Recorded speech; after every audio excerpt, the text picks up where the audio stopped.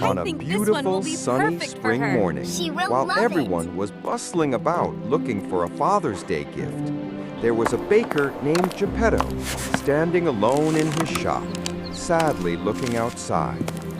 He longed for a son to give him a meaningful present on this special day. His cat, Tutu, noticed Geppetto's sadness and came to sit on his lap. Geppetto stroked Tutu and said, "I wish I had a son." But then he smiled. "Oh, of course, you are my son, my dear Tutu." Just then, an idea popped into Geppetto's head. He would make a toy in the shape of a child. He took a pine log and began to carve it. Ouch! A strange sound came from the log. Huh? What did you say, Tutu? Geppetto was startled and looked around, but no one was there. Geppetto continued his work, meticulously carving and painting the log. When he was done, he placed his son on the table and stepped outside the shop, full of curiosity. Just then, the carved log in the shape of a puppet boy suddenly jumped off the table. Geppetto couldn't believe his eyes. Standing before him was a talking puppet that could move. "Hello, Dad, are you my father?" the puppet spoke. Geppetto was overjoyed. "Yes, my son, you are my son now. Let me give you a name. Pinocchio. Your name will be Pinocchio." Geppetto rushed into the kitchen to prepare a delicious meal for Pinocchio. But as soon as he was gone, a wicked woodpecker flew in. "Hey, little guy! Tock tock!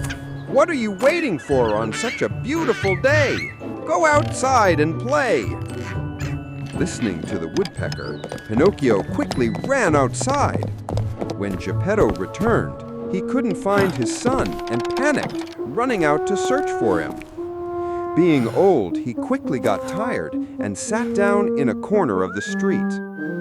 Meanwhile, Pinocchio was playing around in the market and got lost. "Oh no! I've mixed up all the streets! How will I get back to my dad now?" he thought sadly. A rumbling in his stomach told him he was hungry.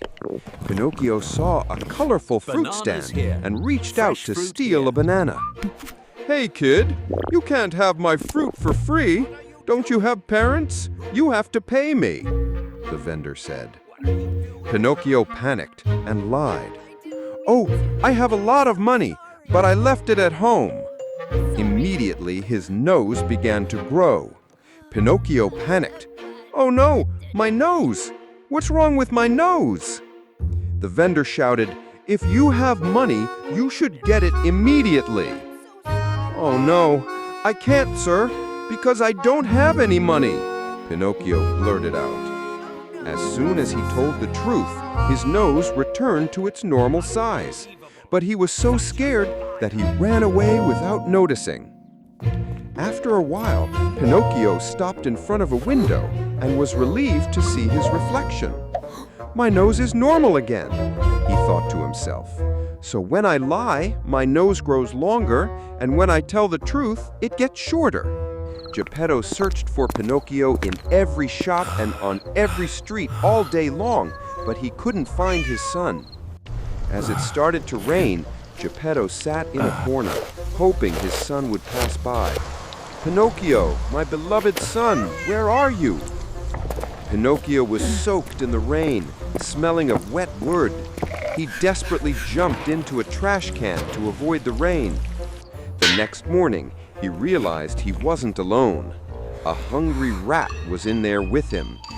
"Hey, wooden kid, I'm so hungry. Let me chew on your leg for a bit to fill my stomach," the rat said. Pinocchio was terrified and wanted to leave immediately, but the rat grabbed his leg with its giant hand.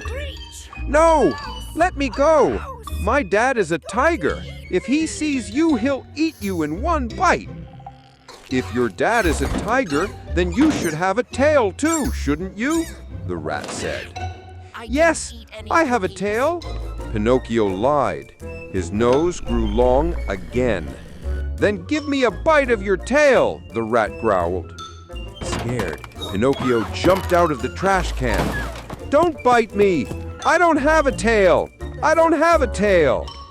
He stood in front of a puddle of water and was relieved to see in his reflection that his nose had returned to its normal size. "So that means my nose grows longer when I lie and shorter when I tell the truth." Pinocchio didn't realize that a wicked thief was quietly approaching him from behind. When he saw a puppet running around alone, he thought he could steal and sell it for a lot of money. "Thank you. Now I'm rich." "Let me go. I'm a real boy, not a talking puppet," Pinocchio screamed. Meanwhile, Geppetto had reached the seaside and was also searching for his son. "Maybe my son went to the sea, but what if he fell into the sea?" As he called out Pinocchio's name, he saw a large man carrying a big cloth bag on his back. He approached him and asked if he had seen a puppet child. Recognizing his father's voice, Pinocchio from inside the bag immediately started shouting, "Dad, I'm here! I'm here!" When Geppetto heard his son's voice, he asked the man to return him.